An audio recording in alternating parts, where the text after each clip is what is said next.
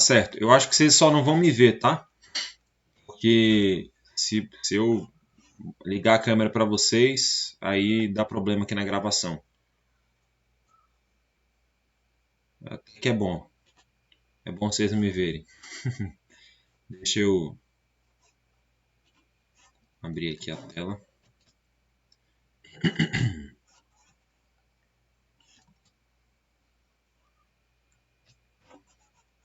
Compartilhar minha tela com vocês. Não. Uma janela. Aqui. Estão vendo já a minha tela aí? Dá um feedback rapidinho.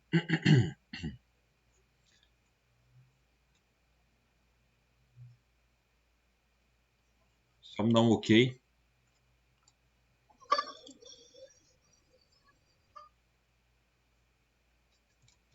Eu vou levar isso como um sim, né? Beleza. Acho que tem um delay. Desculpa. Vamos iniciar a nossa aula, a aula 14 da série Evangelho na Real. A gente veio conversando ao longo aí dessas 14 semanas sobre as implicações do Evangelho na nossa vida cristã. E eu queria pensar hoje sobre esse assunto, sobre esse tema. Tema interessante, talvez seja a pergunta de muitos, né? De muitos irmãos. Essa era uma pergunta minha que eu tinha até muito tempo, durante muito tempo eu tive muita dúvida sobre isso. E não é um assunto fácil, tá? Eu vou tratar aqui de maneira bem simples, bem... como é que eu posso dizer? De maneira bem resumida até. Tá? O que é o consenso dentro do cristianismo reformado, né? Assim, pós-reforma, né? Histórico. Então, o que é um consenso? Claro que há pequenas divergências ainda sobre aspectos da questão da lei, mas de maneira geral, tá? A gente pode falar então que é mais ou menos consensual essa ideia, essa percepção, essa visão a partir do Evangelho sobre a lei, né? Ok, então o que eu quero com isso? Chamar a sua atenção para dois aspectos aí que eu vou tratar na aula.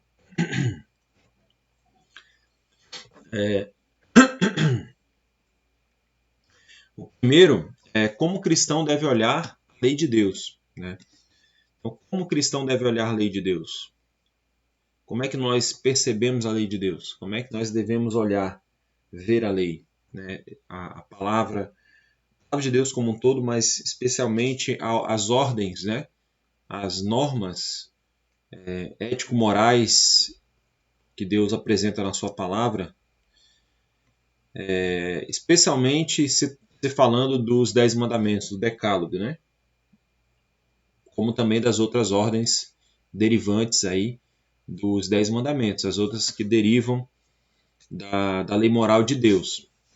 Os 10 mandamentos é conhecido como a lei moral de Deus, é uma das nossas definições. Tá? Uma das definições teológicas, uma definição teológica é a lei moral. Alguns vão dividir as leis em lei moral, as leis cerimoniais e as leis civis, né?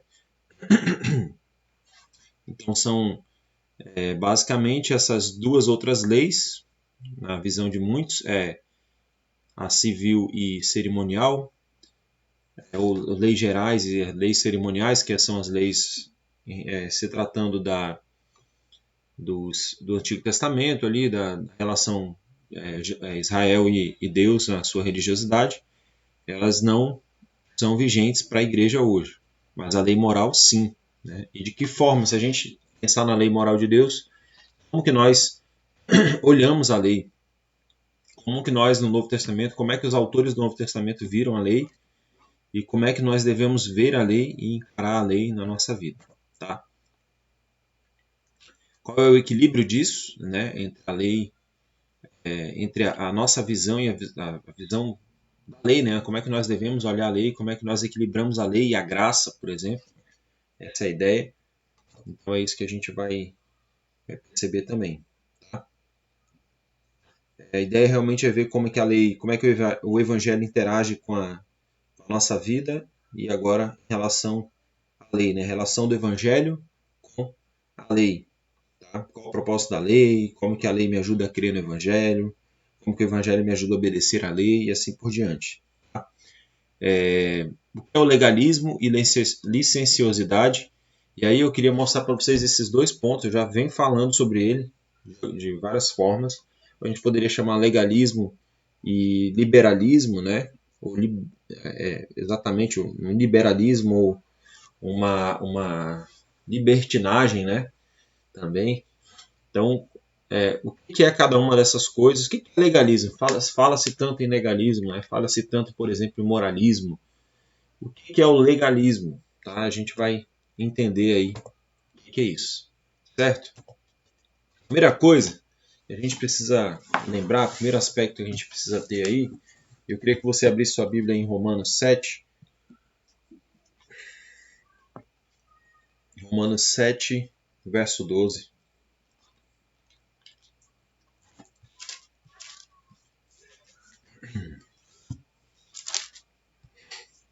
Romanos 7, 12. Tá? E eu vou ler aqui para vocês e depois a gente vai participar, vai ter a participação dos irmãos. Fica assim: de fato a lei é santa e o mandamento é justo, santo, justo e bom. Então, o que é bom se tornou em morte para mim?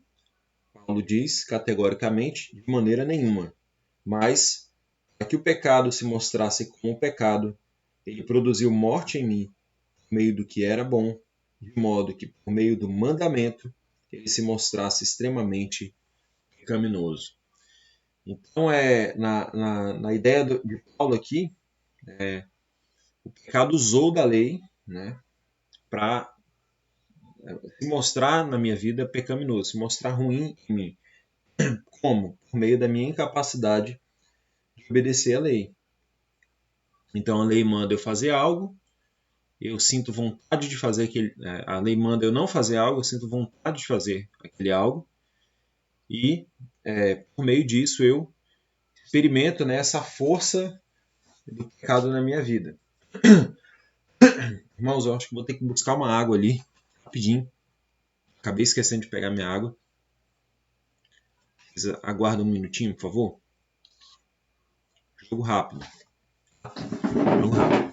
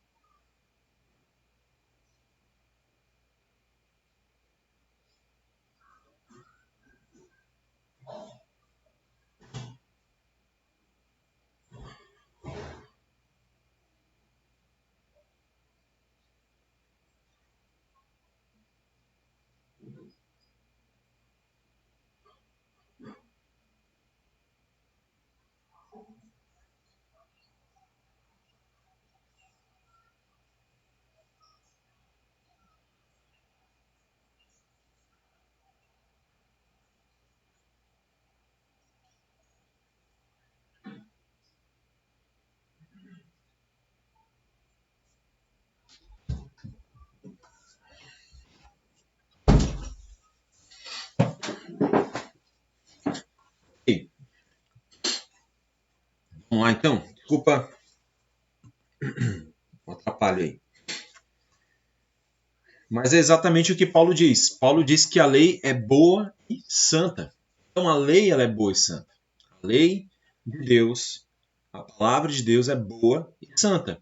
Não é o problema com a palavra, mas com aquele que deve cumprir a palavra. Esse é o foco principal e a gente já sabe muito bem disso. Falamos sobre isso nas outras aulas. Então a lei ela apenas ressalta a nossa incapacidade de lidar com ela.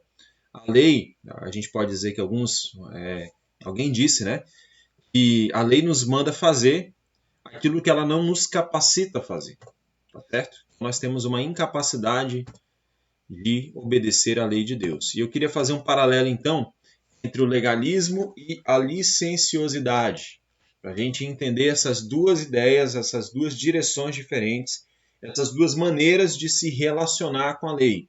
A gente se coloca ou de um lado ou de outro, e eu queria chamar a atenção para essas duas realidades, tá? Como nós podemos definir o legalismo, tá? E aí eu vou trazer uma definição e eu queria conversar com vocês aí sobre isso. Legalistas vivem sob a lei, acreditando que a aprovação de Deus depende, em alguma medida, de sua conduta correta.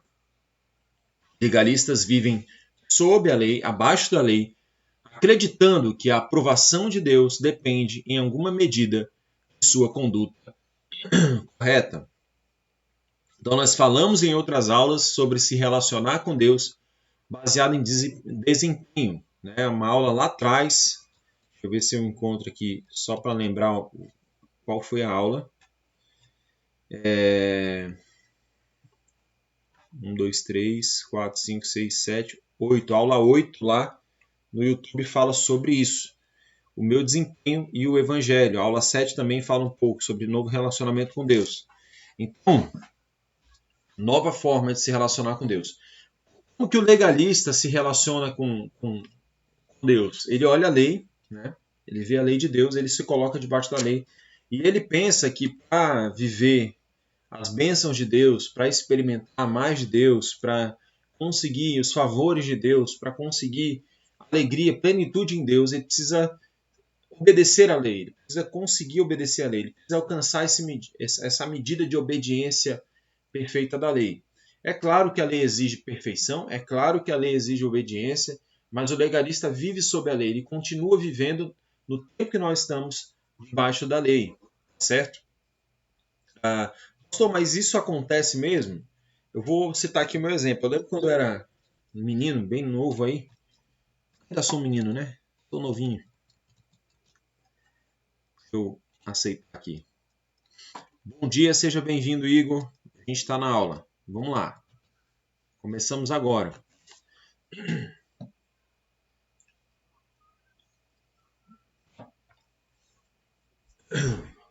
Então, quando eu era novo aí, criança, eu sabia dos 10 mandamentos. Minha mãe falava, ó, contava da minha avó, chamava de mãe, né? Mãe, como é que a gente vai pro céu, tal? Mais ou menos isso, não exatamente assim. E ela dizia, tem que obedecer os 10 mandamentos, né? E eu fui lá, peguei aquela Bíblia grandona, né? Aquela Bíblia assim bem pesada e abri, né, para ver os 10 mandamentos. E aí, tanto ali, depois na catequese, né? Bom dia, seja bem-vinda, Brenda. Estamos no comecinho da aula. Então, peguei aquela Bíblia e vi os 10 mandamentos ali. E aí eu fiquei com aquela ideia, sabia quais eram os 10 mandamentos e fiquei com aquele medo, né? Vivia com medo de Deus, porque não conseguia obedecer os mandamentos. Né? Os mandamentos não são fáceis de obedecer, né? Então, eu ficava com medo de Deus. A minha relação com Deus era uma relação legalista. Eu vivia sob a lei, debaixo da lei. Era baseado no meu desempenho, né? Na minha capacidade de obedecer à lei. Tá? Foi exatamente isso que levou Lutero ao desespero, né? Na história que nós sabemos muito bem.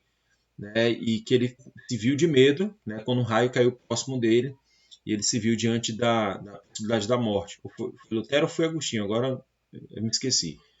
Mas foi Lutero. Mas foi exatamente isso que essa é a relação da legalista com Deus, né?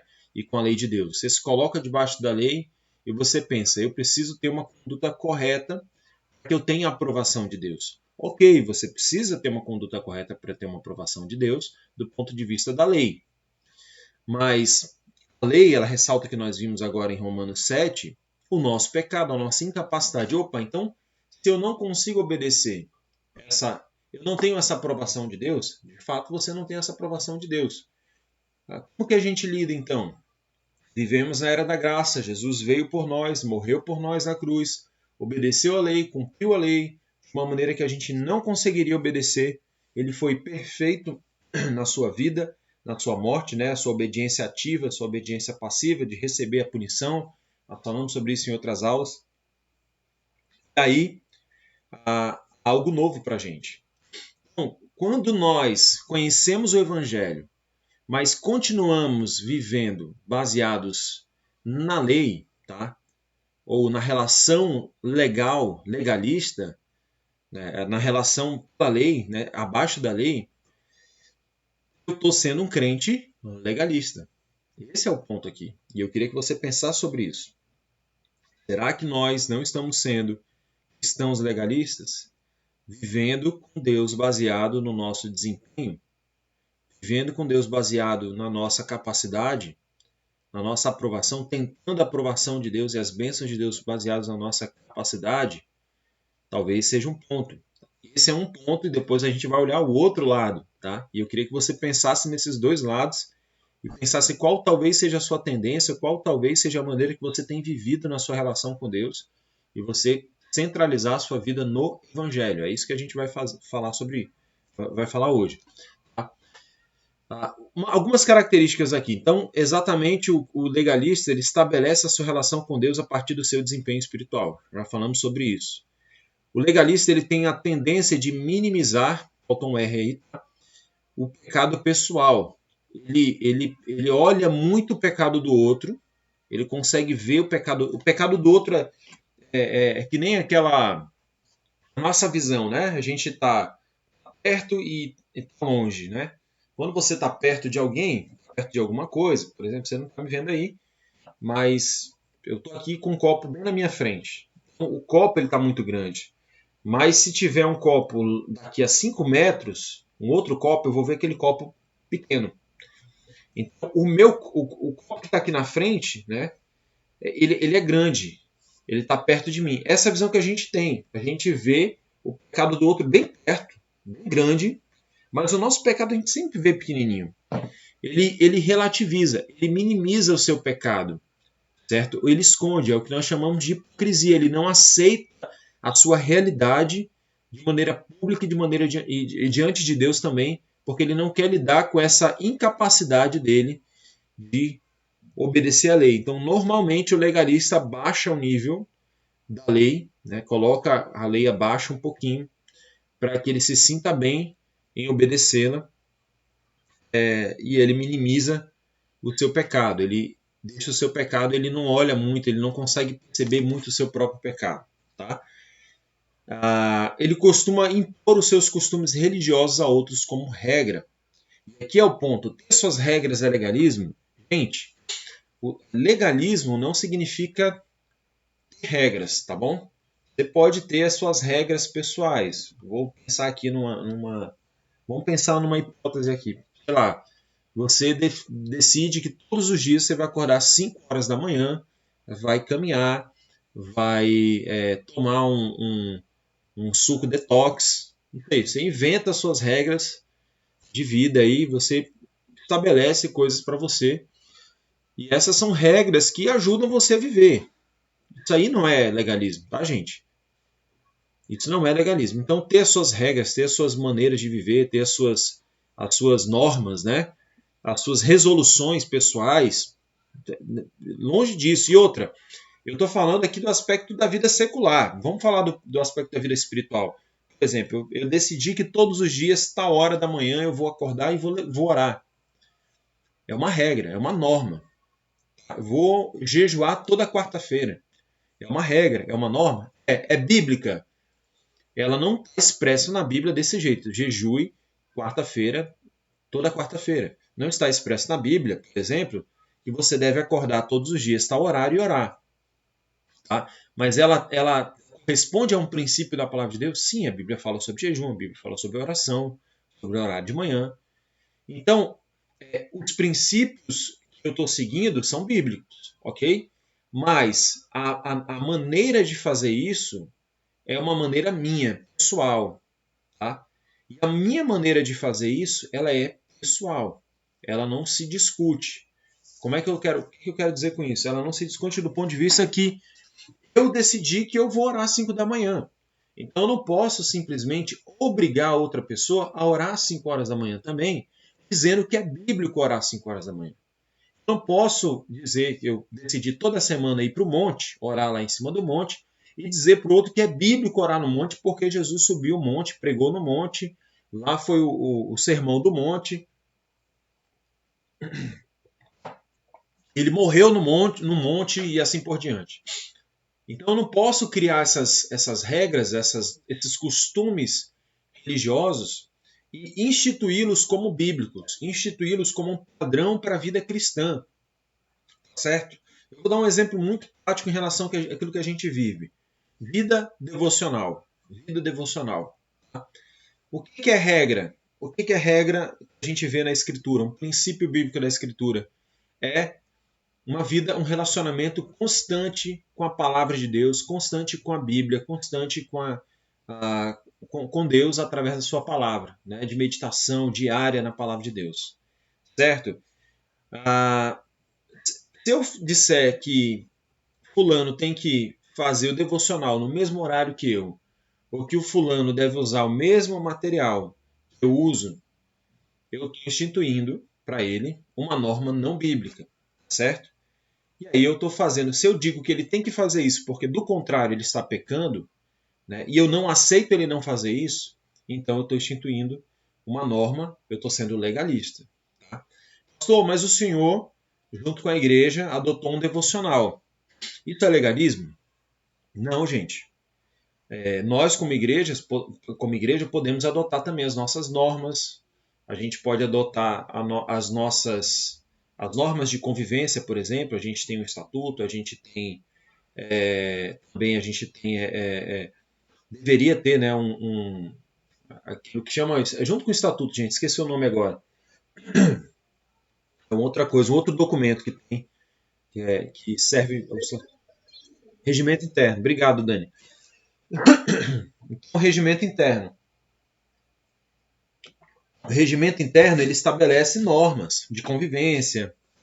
Não, isso não é legalismo, gente, tá? Nós estamos tratando aqui de costumes e práticas religiosas que a gente estabelece como meio de relacionamento com Deus, ou como até meio de salvação ou de alcançar o favor de Deus. Ok? Então, a gente adotar um devocional e dizer, irmãos, esse é o nosso devocional, é uma estratégia ministerial. Nós adotamos e nós recomendamos, certo? Ninguém vai obrigar e vai dizer, você tem que fazer, pelo contrário, você não vai para o céu, você não vai ser abençoado por Deus. O que a gente diz é, você precisa ter vida com Deus. Você precisa se relacionar com Deus. Nem que se você abra sua Bíblia todos os dias e leia a palavra sozinho, estude e adote outro material, mas viva a sua vida devocional. Isso é bíblico. Isso a gente deve cobrar, incentivar e encorajar. Certo? O devocional sempre será uma sugestão. Estou dando como exemplo aqui para a gente entender. Vocês entenderam bem o que é o legalismo? Então, quando você impõe a sua experiência religiosa sobre o outro, você está sendo legalista. E é isso que algumas igrejas fazem. Elas dizem que usar saia, né, abaixo do joelho é a forma cristã de se vestir. Ela diz que não cortar os pelos do corpo, né, das mulheres, é o jeito feminino, cristão feminino de agir. Ela diz que não usar calça jeans. Bom dia, irmão Emanuel, seja bem-vindo. Ela diz, né, que, sei lá, outra coisa aqui, comer carne de porco é pecado. E assim por diante. Então, essa série de ideias.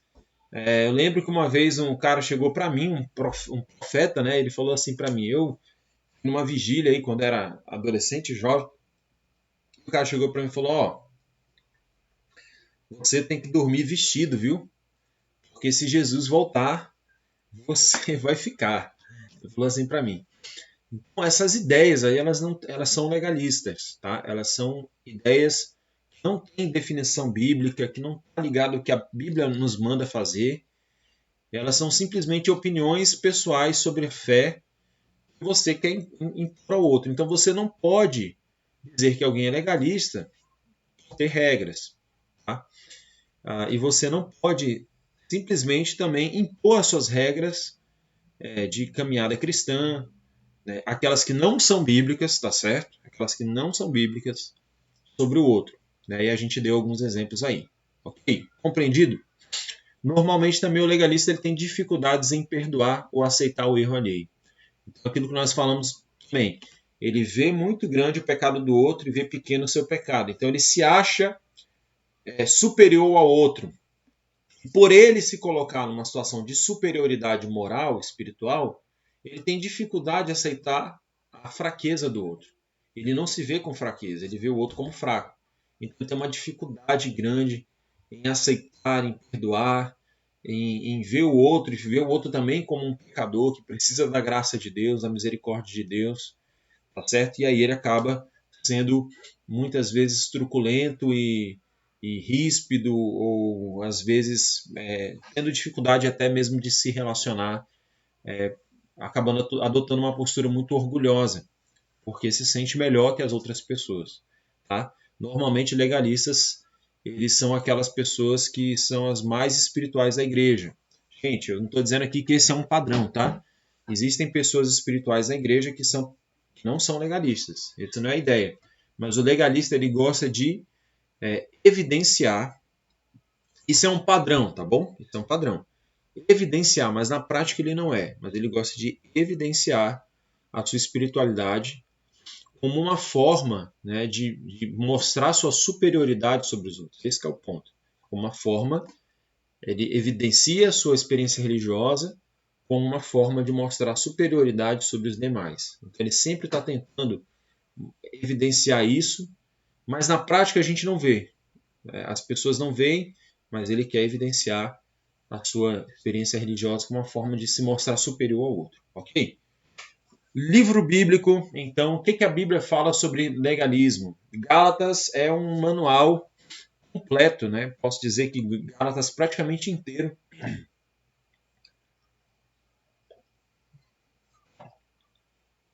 Gálatas praticamente inteiro é um livro contra o legalismo. Lá Paulo estava combatendo exatamente irmãos legalistas, né? Mestres legalistas que foram lá para a região da Galácia, tentando queimar o ministério de Paulo, queimar o evangelho e dizer que os crentes deveriam, junto com Jesus, adicionar a lei como uma forma de salvação e de benefícios de Deus, de ser beneficiado por Deus.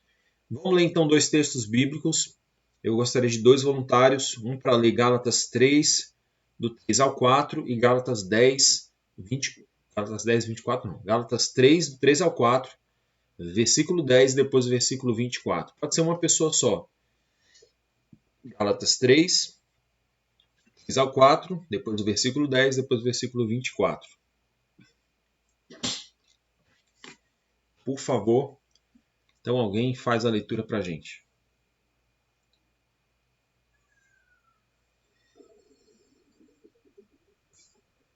3 ao 4, depois o verso 10, depois o verso 24. Isso.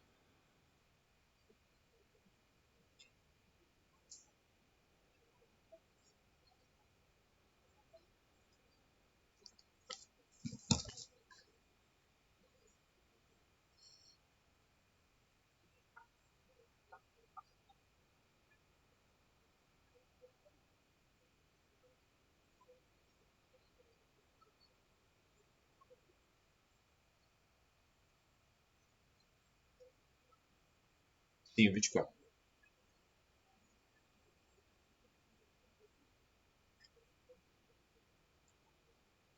Olha aí. Então, o argumento básico de Paulo é o seguinte, tá? Vocês foram salvos pelo Espírito e o Espírito é quem conduz a vida de vocês. O crescimento, o desenvolvimento é também pelo Espírito, pela obra do Espírito que vem no Evangelho. Tá? O verso 10, né? Aquele que vive debaixo da lei não consegue resistir ao peso da lei, porque não consegue obedecer à lei, então está sob maldição. E lá na frente ele vai dizer sobre. Agora esqueci aqui, deixa eu abrir o último. Tá, que a lei nos leva, ela é um tutor, ela é um mestre que nos conduz até Cristo para sermos justificados pela fé. Então, basicamente, Paulo está dizendo que a lei ela serviu para evidenciar o pecado, para mostrar a nossa incapacidade, para nos conduzir a Jesus, para nos conduzir aquele que obedece à lei e que nos justifica por meio da fé nele, certo? Então, o legalista, aí temos um pouco do que seria o legalismo, tá? Para você compreender essa ideia. E a licenciosidade? Então nós temos de um lado legalismo, temos do outro lado a licenciosidade. E a licenciosidade, o que seria? Seria o oposto do legalismo. Eu vou fazer uma leitura aí, a leitura de uma definição. Pessoas licenciosas dispensam a lei, acreditando que, uma vez que estão debaixo da graça, as regras de Deus têm pouca importância.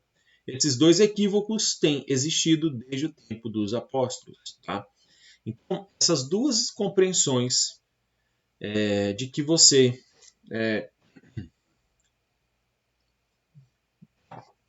agora está agora debaixo da graça, então não me importa muito a lei de Deus, não me importa muito o que Deus manda fazer. Tá? Não me importa porque eu estou debaixo da graça, então as regras elas não têm mais importância, certo? E é claro que a Bíblia não é, se a gente parar para pensar, um livro de regras, mas é um livro de princípios, ok? Ela também contém dentro do seu conteúdo regras, normas, leis, mandamentos, tá? Mas normalmente pessoas licenciosas elas ignoram a realidade da lei moral de Deus também. Então elas pensam o seguinte: o licencioso acredita que Deus não se importa muito com o que ele faz. Então é mais ou menos assim: não, já estou na graça de Deus. Deus não está preocupado com isso aqui. Deus não está preocupado com esse detalhe da minha vida. Deus não está preocupado com isso. Deus não está preocupado com isso. Isso aqui não importa. Então o licencioso ele é mais, poderia se dizer, botar uma barra, né? Licenciosidade barra liberalidade, liberalismo, né? Então o licencioso ele é liberal. Ele pode pensar que Deus deseja que ele seja feliz a todo custo. Normalmente, e o licencioso não é cristão, ele é como o filho pródigo, tá? O filho mais novo da narrativa, lá de Lucas, né? O licencioso ele é como o filho mais novo. Ele pensa o seguinte: se Deus existe, tá? Ele quer que eu seja feliz. Se Deus existe, ele é um Deus bom, ele é amor. Ele não está impondo regras para mim. A regra é o amor, a regra é ser feliz. E ele pega e ele vai viver a vida dele seguindo o seu coração, curtindo a vida, se alegrando, sem pensar muito nas regras, sabendo que Deus, para ele, é um Deus que aprova, que o ama, que quer que ele seja feliz. Se existe um Deus, ele quer que eu seja feliz. Essa é a cabeça do licencioso, do liberal, tá? Deus não se importa muito com o que ele faz, Deus está meio distante, Deus não está muito preocupado em estabelecer regras, afinal, todo mundo é pecador. Essa é a ideia do licencioso. E ele relativiza valores e princípios. Então, por conta disso, ele negocia valores e princípios. Tá? Ele pensa, isso aqui não é tão sério assim, tá bom? E isso é diferente, tá? O legalista, ele vê os valores, ele considera como importante, mas para a vida do outro, beleza? O relativista, o licencioso, ele desconsidera. Ele pensa, não adulterarás. Não é bem assim. A gente é pecador, né? Então, tudo bem. Vamos seguir aí. Então, ele ignora esses valores. Isso foi lá atrás, né? Isso foi lá no passado. Hoje em dia, isso não existe mais. Então, ele joga esses valores, ele brinca com isso. Os valores para ele são líquidos. Isso tem alguma semelhança com a cultura atual que a gente vive? Tem tudo a ver. Né? Hoje, a cultura do cancelamento, já viu? A cultura do cancelamento, né? Você cancela a sua amizade, você cancela as pessoas. Então, a nossa cultura, gente, ela, de maneira geral, a cultura atual da nossa geração, das gerações atuais, século XXI, tá? Contemporaneidade, é uma cultura mais licenciosa, mais liberal, mais parecida com um filho mais novo, filho pródigo. E nunca o evangelho foi tão relevante. Porque quanto mais licenciosa a cultura atual, mais vazia, mais distante de Deus, mais sem sentido, mais perdida ela está. Ela precisa de valores, ela precisa do evangelho. Então, enquanto na época até pós-reforma, até o século XVIII, a gente pode dizer, nós tínhamos uma cultura cristã, né? Uma cristandade, né? Era uma cultura muito cristã ainda, e você falava de conceitos cristãos e as pessoas entendiam.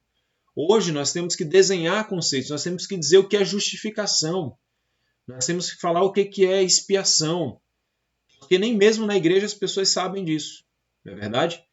Por quê? Porque vivemos em uma era licenciosa, uma era de relativização de valores e princípios. Tá? Essa é uma característica da cultura atual. Você lida com certeza com muitos amigos de faculdade, amigos de trabalho que vivem nisso, tá? Que vivem esse conceito, essa realidade da licenciosidade.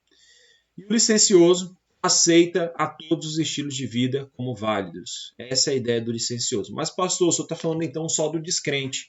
Primeiro o senhor falou do legalista, o legalista é o crente. Não, negativo. A gente tem legalista descrente e tem licencioso descrente. A gente tem legalista crente, infelizmente, e tem licencioso crente também. Tá? E aí você tem que entender que provavelmente você tem tendências licenciosas ou tendências legalistas, e às vezes você é um ser híbrido, né? Que mistura com uma personalidade dupla, né? Legalismo e licenciosidade. Basta aquilo que for mais vantajoso para você no momento que você está vivendo. Então, essas duas realidades estão diante de nós, tá? E essas duas realidades elas são anti-evangelho. Elas são contra o evangelho. Elas não têm uma relação correta. Elas são destrutivas para o evangelho, contra o evangelho. E a gente poderia dizer aqui, então,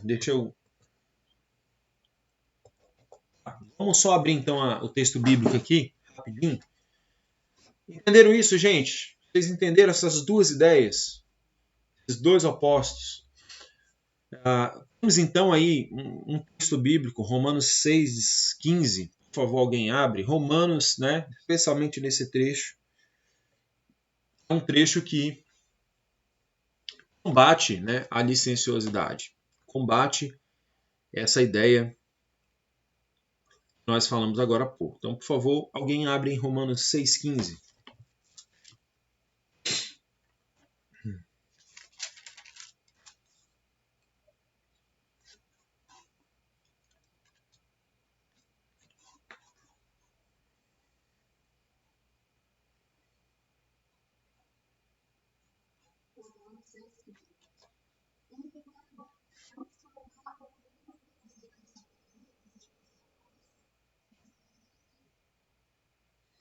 Excelente.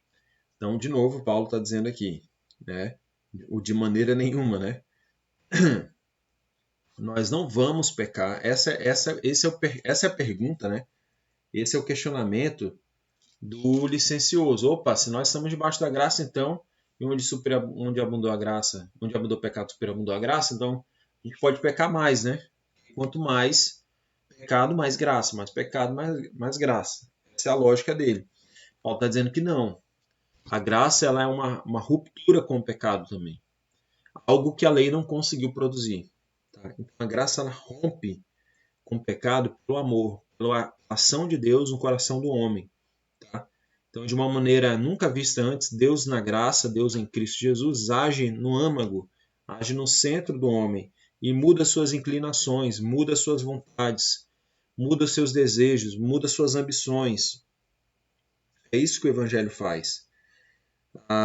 Não sabem que quando vocês se oferecem a alguém para obedecer como escravos, tornam-se escravos daquele que obedeceram, escravos do pecado que leva à morte, ou obediência que leva à justiça. Então, eles agora que foram libertos, devem viver debaixo dessa graça.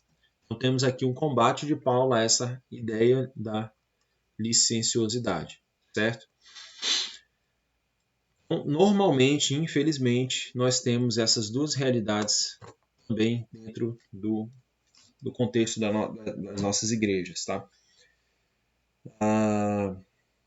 O que diz aí nessa citação? O propósito de Deus é que as duas coisas funcionem da seguinte maneira. A lei nos impulsiona na direção do Evangelho, e o Evangelho nos liberta para obedecer à lei. O conhecimento de tudo que Deus espera de nós deve nos levar desesperadamente a Cristo. E uma vez unidos a Cristo, o Espírito Santo que habita em nós nos faz desfrutar da lei de Deus e nos dá poder para obedecer a ela. Olha a diferença. Então, ao contrário do legalismo, a lei, nós não vamos obedecer à lei, e ao contrário da licenciosidade, a lei é boa e eu amo a lei de Deus. O Evangelho, então, me coloca diante da lei numa relação amigável. Eu odiava, né? O Lutero faz isso. Eu odiava a lei de Deus, porque ela trazia condenação. Mas quando nós estamos em Cristo, nós amamos a lei. Nós olhamos para a lei e temos prazer na lei de Deus, porque ela reflete o caráter santo de Deus, o caráter bom de Deus, né? Especialmente na esfera de relação também humana. Deus ele quer refletir a sua santidade nas relações humanas, nas relações pessoais, na comunidade dos discípulos, na igreja, no mundo também. Então, a gente valoriza, a gente ama, porque ele coloca esse amor, ele coloca o Espírito Santo em nós para desfrutar da lei de Deus e nos dá o poder. A diferença é que a lei não nos dava. A lei não nos dava o poder, mas o Evangelho nos dá o poder para obedecer à lei, para amar a lei, para seguir a lei de Deus. Essa é a grande diferença. Tá? Lutero também diz assim: a lei, corretamente entendida e bem compreendida, não faz nada mais do que nos lembrar do nosso pecado e nos assassinar por meio dele, e nos faz sujeitos à ira eterna. É o que Paulo vai dizer também, em outras palavras. A lei não é cumprida pelo próprio poder do homem, unicamente mediante Cristo, que derrama o Espírito Santo em nossos corações. Cumprir a lei é fazer suas obras com prazer e amor, que são postos no coração pelo Espírito Santo. Martinho Lutero. Então, cumprir a lei é cumprir com prazer e amor. Prazer e amor. E essa é a característica que muda no homem salvo por Cristo. Tá? Essa é a realidade, então, nem legalismo, nem licenciosidade. Nós queremos agora o Evangelho. E o Evangelho nos coloca no centro. E por causa do Evangelho nós amamos a Deus, nós queremos obedecer a Deus, nós queremos cumprir, fazer boas obras. As obras que Deus preparou para que fizéssemos nele, né? Antes de todas as coisas. Queremos fazer isso com prazer e com amor. Essa é a realidade do Evangelho. Então, no Evangelho, gente, nós não temos mais legalismo, nós não queremos nem licenciosidade, nenhum dos dois. Nós queremos o Evangelho. E olha o que o salmista diz lá no Salmo 48. Salmo 48. Fica conectado aí. Me ajuda na leitura do Salmo 48. Vocês já vão vendo os textos aí embaixo e já vão meio que selecionando para me ajudar na leitura para a gente ganhar tempo aqui. Tá? Eu ainda queria fazer um exercício com vocês bem rapidinho, no final. Alguém pode ler o Salmo 48?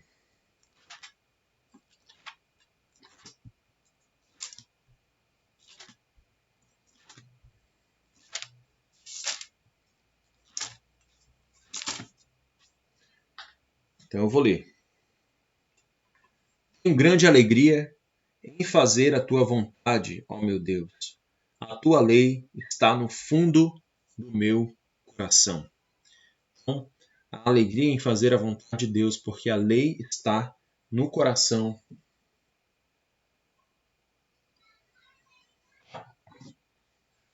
No coração do homem.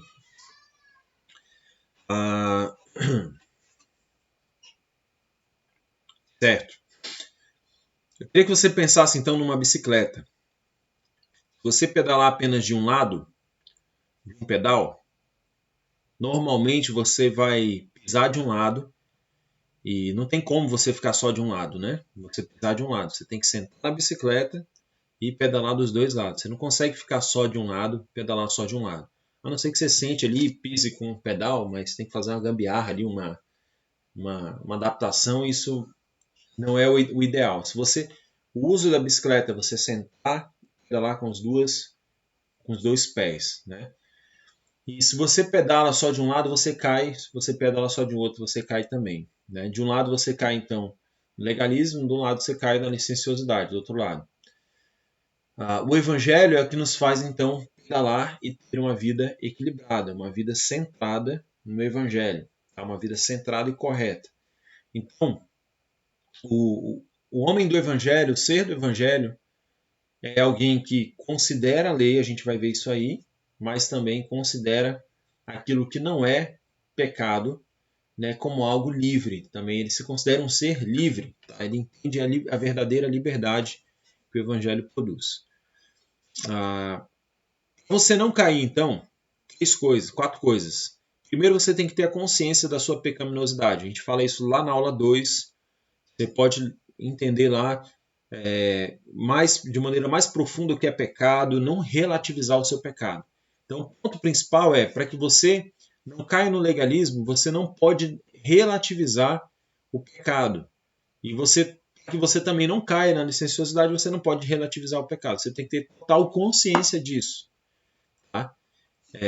Consciência do seu pecado, da sua condição, do seu estado de maldição diante da lei, principalmente diante da lei. Então, Romanos 3:23 a gente já sabe de qual é salteado, né? Está lá escrito em Romanos 3:23, gente. E Gálatas 3:10. Alguém puder abrir rapidinho Gálatas 3:10, me ajuda aí.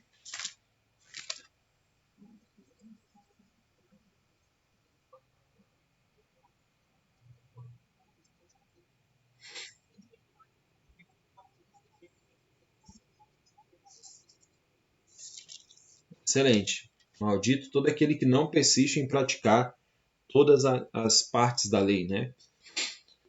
E o que está escrito em Romanos 3:23? Todos pecaram, né? Todos estão afastados, destituídos da presença gloriosa de Deus, né? Então, consciência disso é que nos ajuda a não cair nos dois lados. Segundo, compreender o que significa justificação pela fé. É o Evangelho, é no Evangelho que nós nos tornamos livres dessa maldição que nós falamos aí em cima. Tá? Então, compreender o que significa justificação pela fé é isso. Vamos ler então rapidinho Gálatas 3:13-14. A gente já tinha lido. Não, não tínhamos lido esse. Depois.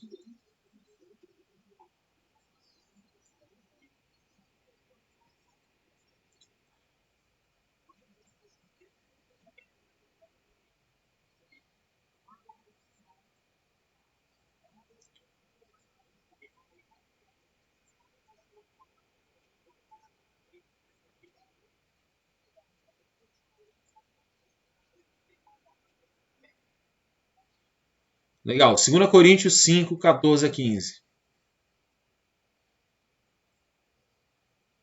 Por favor. Por favor, gente.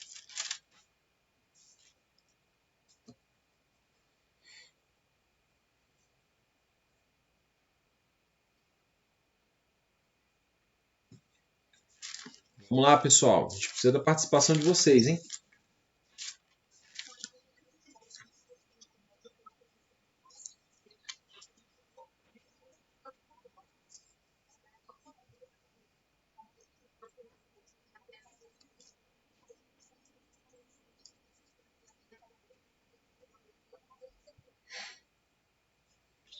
Certo.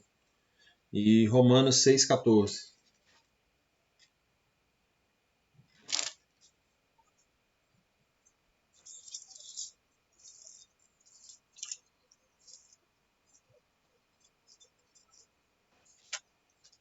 Excelente. Aqui em 2 Coríntios 5:14 tem uma ideia que ele trabalha. Pois o amor de Cristo nos constrange, porque estamos convencidos de que um morreu por todos, logo todos morreram. Tão constrangidos por esse amor. Nós entendemos que Cristo morreu por nós, nós entendemos que ele sofreu a maldição no nosso lugar. Nós estamos agora sobre a graça, o pecado já não domina sobre nós. Então essas ideias, né, são reflexos dessa justificação em Cristo Jesus e que nos dão esse entendimento de que é pelo Evangelho que nós temos o perdão de Deus. Deus agora está disposto a nos perdoar em Cristo Jesus. Fomos justificados, fomos declarados sem culpa. Cristo morreu no nosso lugar, sofreu a nossa condenação e colocou sobre nós a sua justiça. Entender isso, você entende que foi Ele que fez isso. Você é justificado somente pela fé em Cristo Jesus. E quando você entende isso, você não cai no legalismo de achar que depende de você, que é o seu desempenho. E você entende que Cristo fez isso por você para que você vivesse uma realidade nova. Você é constrangido pelo amor de Deus para viver uma nova realidade. 3. Deus derramou o Espírito Santo que nos capacita a amá-lo e obedecê-lo. Né? Ele derramou o Espírito sobre nós. Romanos 5:5, eu vou ler aqui rapidinho. E a esperança não nos decepciona, porque ele derramou o seu amor em nossos corações por meio do Espírito Santo que ele nos concedeu. E a ideia de derramar o seu amor é o amor que nos capacita a amá-lo. Percebe? Então, vê, gente, o Evangelho é algo sensacional, é algo nunca visto antes. Você ama Deus porque Deus derramou o seu Espírito, ele fez a obra completa. E aí, por causa disso, ele derramou amor no seu coração para amá-lo. Você tem amado a Deus? Você ama Deus? Você pode dizer, eu amo o Senhor, eu amo a Deus. Talvez não seja um amor perfeito, mas você o ama por sua graça, por sua misericórdia, e você quer amá-lo cada vez mais. Então, o Espírito Santo é derramado, né, no nosso coração para a gente amar a Ele. E quando a gente entende isso, nós entendemos que obedecer à lei de Deus não é um peso, mas é um reflexo do nosso amor. Nós amamos e nós queremos obedecer, nós queremos viver a lei. E nós entendemos que a lei é importante, que a santidade de Deus é importante, por isso nós queremos viver para Ele, nós queremos viver o padrão dele, nós queremos viver como Jesus viveu. E aí nós não jogamos isso fora ou desrespeitamos essas realidades. Em Romanos 10:4, saber que o fim da lei é Cristo. Né? Aqui Romanos 10:4 eu vou ler para vocês, para a gente caminhar e fazer um exercício aqui rápido.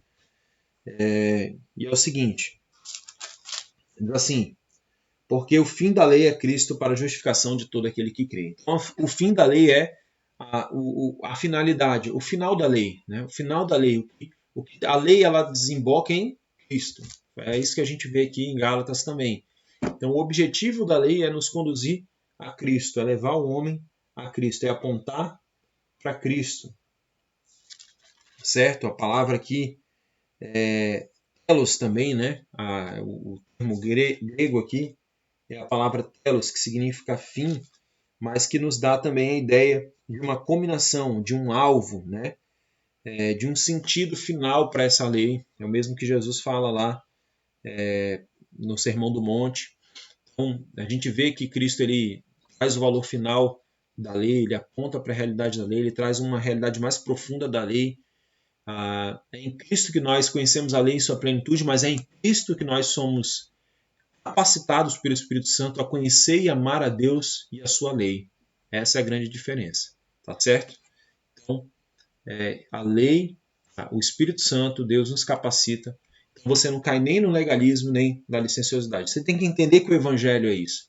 A vida no Evangelho é uma vida dessa compreensão. É fato, então, que você agora, no Evangelho, você está livre, livre dos seus pecados, livre da condenação da lei, livre da maldição, livre do peso de ter que obedecer a Deus pelo seu desempenho, ganhar as bênçãos de Deus pela sua força. Você ganhou tudo por causa de Cristo, certo? Tudo foi por causa dele. E você também está livre de ideias religiosas antibíblicas. Você não precisa ser um religioso, né?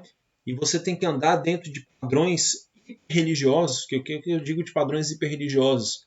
São ideias totalmente mirabolantes sobre o que é ser abençoado por Deus, né? Eu tenho que subir um monte de joelho, eu tenho que fazer um monte de sacrifício. É claro que a vida cristã exige sim compromisso e sacrifícios também como reflexo disso, tá?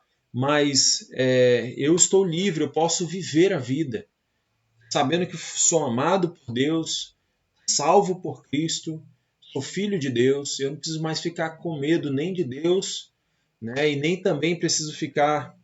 E eu posso também viver liberdade, ser livre, né? Mas também ser livre, como o Gálatas vai dizer, para amar, para servir, para conduzir a minha vida em Cristo, para viver para a glória de Deus. Tá? Então, essas realidades elas são importantes. Você já não é relativista, ignora todas as coisas, mas também você não é legalista nessa relação com Deus. Você vive no Evangelho. Então, só para a gente exemplificar como que a gente deve olhar a lei a partir do Evangelho,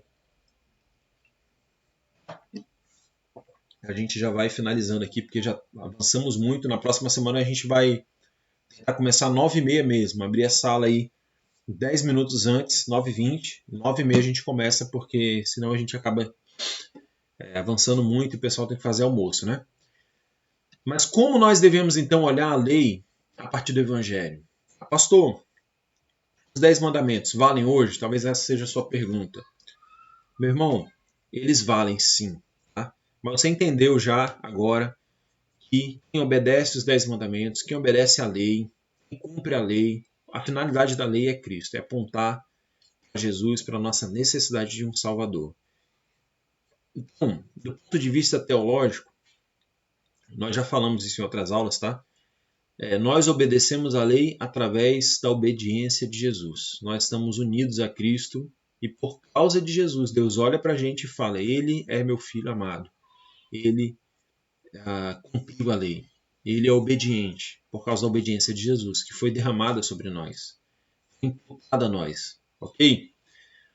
Mas por causa disso, dessa realidade que a gente já falou agora, Espírito Santo, tudo novo, nós queremos amar a lei, nós queremos obedecer à lei de Deus. Pastor, mas tem lá o sábado, né? Eu vinha conversando com alguns irmãos já e estava conversando com o Anderson Júnior sobre isso. E o sábado é uma outra conversa. Aí eu vou focar aqui, depois eu trago um resumo rápido aí sobre a questão do sábado. Mas e o sábado? Porque as outras tudo bem, pastor, né? Não adulterarás, não usar o nome de Deus em vão, não cobiçar. Todas elas a gente está vendo aí no Novo Testamento. Mas o sábado, pastor, e aí, como é que faz com o sábado? É a parte mais difícil, né? Os 4 primeiros mandamentos ali, da relação com Deus, é a parte mais difícil. Mas ela tem uma explicação e eu vou falar um pouquinho no final, tá? Fica comigo até o final que você vai saber. Como devo olhar a lei a partir do Evangelho? Em primeiro lugar, como é que o legalismo olha? Como é que ele percebe? Primeiro a gente tem que ter uma ótica, lembrar da ótica, a gente falou isso lá em outras aulas. Quando você entra no Evangelho, imagina só uma linha, tá? Uma linha que sobe, ela começa num ponto mais baixo e ela vai subindo, um gráfico. Para cima, ela vai subindo como uma ladeira para cima, e uma outra linha que vai descendo, vai como uma ladeira para baixo. Quanto mais longe fica, mais baixa ela fica, e a de cima mais alta ela fica. Ok? Você entra no Evangelho, você começa a perceber a santidade de Deus em um ponto. E esse ponto, conforme você vai caminhando em conhecimento bíblico, ele vai aumentando. Essa ideia da santidade de Deus, ela vai se expandindo na sua caminhada cristã. Ela vai se ampliando, ela vai aumentando, ela vai subindo cada vez mais. Você vai tendo uma visão maior sobre a santidade de Deus. Ok? Quanto mais tempo você vai passando. E quanto mais tempo você passa no Evangelho, você também, a linha de baixo, ela vai afundando mais, né? Cada vez mais. Por quê? Porque você vai entendendo melhor a sua pecaminosidade. Então você vai vendo maior santidade de Deus e maior o seu pecado. Você precisa ter a cruz no meio, a visão da cruz. Porque se você não tiver a visão, e a visão da cruz te dá essa percepção, né, de olhar agora a santidade e o seu pecado e ver a cruz no meio. Se você não vê a cruz, você entra em desespero. Então, apenas o Evangelho te dá uma profundidade de santidade, de visão de santidade de Deus maior, cada vez maior, e maior da sua pecaminosidade, e faz você olhar para a cruz e ver tudo a partir da cruz.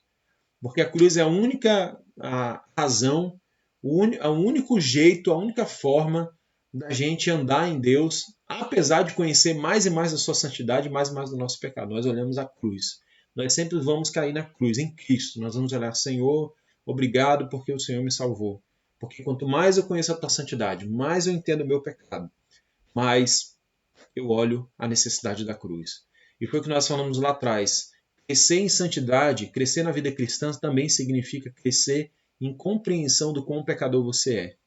E quanto mais pecador você entende que você é, mais você olha para a cruz como a única forma de Deus te amar e de te aceitar. Por isso que o Evangelho é o equilíbrio perfeito na nossa caminhada. Então, como que o legalista veria, por exemplo, uma norma bíblica, um mandamento bíblico sobre não mentir? Tá? E a gente teria outros exemplos, não vai dar tempo da gente fazer isso tudo aqui. Eu vou tentar jogar ele como exercício para a semana. Tá? Mas seria o seguinte: o legalista ele vê mentira, né, ou não mentir, esse imperativo, ele pode ver. Na verdade, a gente tem três maneiras de ver, que aí estão aí na tela para você. O primeiro é o legalismo. O legalista ele vai se esforçar ao máximo para não mentir. Ele vai falar, não, não posso mentir, vou me esforçar. Ele foca tudo na sua força de vontade. Ele pensa que isso significa viver sob a lei. Ele precisa viver sob a lei, ele precisa obedecer ao máximo, mas ele vai descobrir que ele não consegue mentir. Então, quando ele descobrir que ele não consegue mentir, ele vai baixar o nível daquilo que é mentira para o padrão dele. Tá? Daquilo que ele entende como mentira. Ele baixa o nível e pensa, não, mas isso não é mentira. Então ele se torna alguém legalista. Normalmente ele cai na hipocrisia, porque ele baixa o padrão da moralidade de Deus, da santidade de Deus, e aí ele impõe também, e ele continua impondo isso para os outros, mesmo vivendo aquilo. Tá? Então, esse é o legalista, a visão do legalismo sobre a lei. Ele precisa baixar o nível da lei para poder obedecer e se sentir bem. Tá?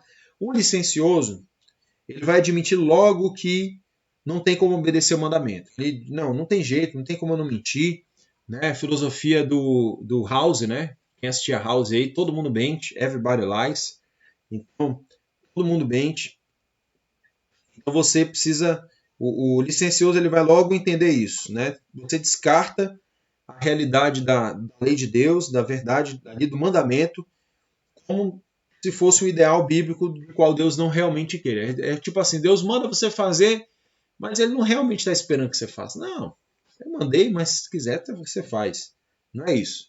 Então, o licencioso ele diminui o valor, ele relativiza o valor, né? E ele abusa da graça de Deus ao ceder ao pecado. E a visão do Evangelho. Qual é a visão do Evangelho, então, sobre o mandamento? No caso, não mentir. Primeiro, ele vai entender o que Deus diz. Deus diz lá, então, na sua palavra, que não minta, né? Lá eu acho que esse é o oitavo, o nono, eu não lembro qual o mandamento, o número do mandamento, mas não darás falso testemunho, né? Não minta. A gente estudou aqui com as crianças decoraram, eu não. Não minta. Então, isso é o que Deus diz. A pessoa do Evangelho ele vai ver o que a palavra diz, o que o mandamento diz. Deus diz, não minta. E ele vai considerar isso como uma realidade séria. Poxa, Deus fala para não mentir. Como é que ele lida então com isso? Ele vai olhar para esse texto e ele vai dizer, eu não consigo. Eu sou pecador. Eu não tenho como. E aqui ele vai se assemelhar muito ao licencioso. Né? Percebe? Ele vai se assemelhar ao licencioso. Só que ele não vai lidar com o mandamento da maneira que o licencioso lida. Né? De deixar para lá e de abusar da graça dele. Ele vai falar, eu não consigo, eu sou pecador. Eu não consigo. É muito alto esse padrão. Mas ele vai olhar, vai perceber o que o Evangelho fez. E ao considerar a sua falha, ele vai considerar também o que Cristo fez. Ele vai dizer, Jesus conseguiu por mim. Jesus obedeceu em termos completos, em números, né? Constantemente ele foi obediente, né? Ele não deu falso testemunho, ele é realmente o homem perfeito, né? Ele fez tudo aquilo que é necessário por mim. Jesus conseguiu fazer isso por mim. E ele vai olhar e vai pensar, que Jesus conseguiu, sou livre para amar e obedecer. Então ele entende que Cristo obedeceu e ele entende porque Cristo obedeceu, ele também pode agora obedecer. Cristo libertou, Cristo salvou, para que ele também obedecesse esse mandamento. Então ele entende o que Deus diz, ele entende a sua incapacidade, Ele olha para o que Cristo fez e ele entende que Cristo é a força para que ele viva aquele mandamento. Ele tem prazer em viver aquilo porque ele olha o que Jesus fez, sabe o que ele fez, sabe o que Jesus fez na vida dele. E por causa disso ele entende que agora ele está livre das amarras do pecado para viver aquele mandamento, para ter prazer em viver aquilo. Essa é a visão do Evangelho e essa é a ótica do Evangelho sobre o mandamento de Deus. Para a gente terminar, então, eu vou deixar depois como prática alguns textos para você fazer um exercício semelhante. Mas e o sábado, né? Em relação ao sábado. O que eu penso sobre o sábado? Tá? O que se considerou na história do cristianismo é que o sábado foi considerado pela igreja no domingo. Então nós temos alguns textos bíblicos que apontam a igreja se reunindo no primeiro dia da semana e esse se tornando agora o dia do Senhor por causa da ressurreição. A partir da ressurreição, a igreja considera o domingo como seu dia e ela se reúne no domingo e provavelmente então esse é o dia do descanso para os cristãos, certo? A gente entende então que esse princípio da lei do descanso, o princípio do descanso, do Shabat, da parada, ele é exercido sim, não de maneira rígida no sábado, no sétimo dia, mas ele é exercido de uma maneira livre no domingo, especialmente no domingo. Tá? E aí vai se surgir várias ideias do que o domingo é, de que até o domingo ele é como um sábado para o cristão. Tá? Algumas percepções, alguns puritanos, por exemplo, que entendiam que, os puritanos de maneira geral, né? Domingo é o dia do Senhor e acabou. Não trabalha no domingo. Mas nós sabemos que a nossa rotina de trabalho ela é muito doida hoje, né?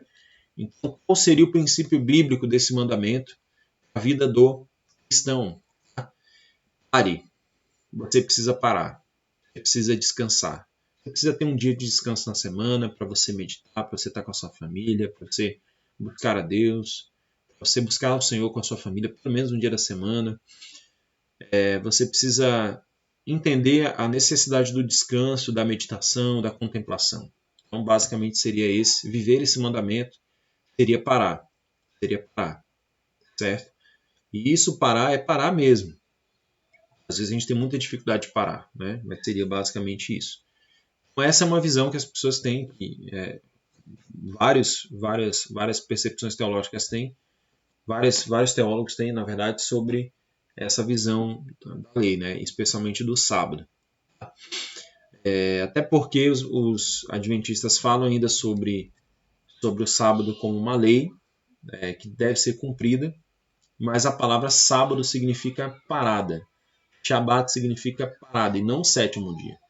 Então, a ideia de parar e descansar, tá bom? Irmãos, vamos finalizar então. Em termos práticos aqui, a gente poderia considerar algumas coisas e eu gostaria de ouvir vocês. Eu gostaria de ouvir vocês aí. Que consideração você poderia fazer nesse final? O que você poderia considerar a partir de tudo isso em termos práticos da vida da igreja? O que você pensou? O que veio no seu coração durante esse período aí? A gente já vai encerrar assim. Alguém gostaria de fazer alguma consideração?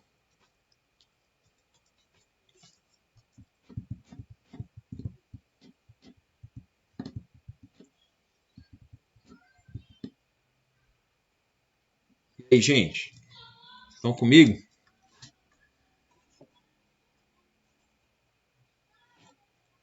O que a gente poderia considerar de prático aí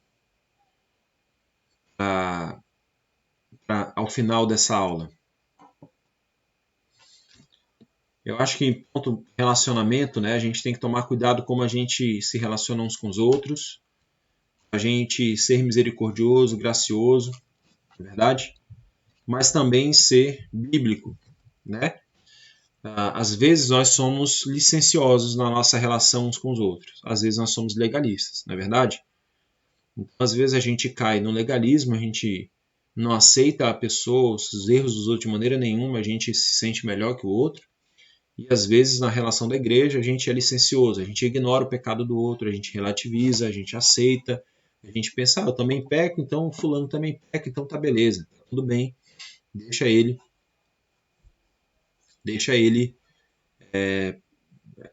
no pecado dele, né? Todo mundo é pecador.